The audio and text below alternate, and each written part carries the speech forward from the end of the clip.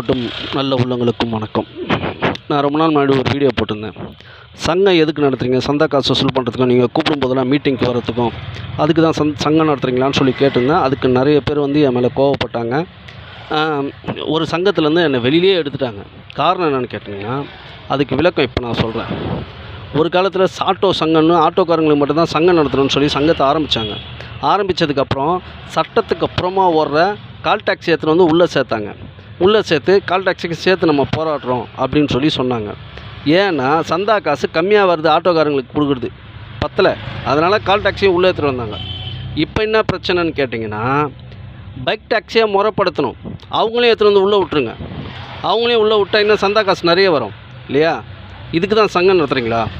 நாங்கள்லாம் ஒரு சங்கத்தில் சேர்றோன்னா எதுக்குன்னா, நம்ம வாழ்வாதாரத்தை காப்பாற்றுவாங்க, நம்மளுக்காக ஒரு சங்கம் குரல் கொடுக்கும்னு சொல்லி தான் அந்த சங்கத்தை நம்பி நாங்கள் சேர்றோம்.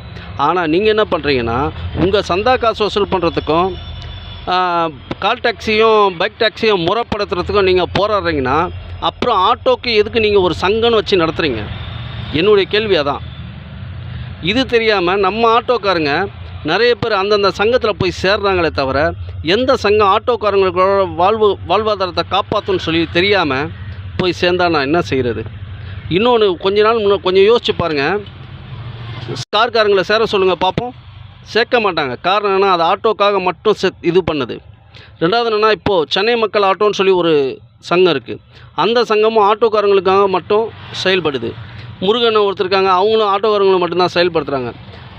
பாண்டித்துறைன்னு ஒரு தம்பி இருக்கப்பல, அவரும் ஆட்டோக்காரங்களுக்கு மட்டும்தான் செயல்படுத்துகிறாரு.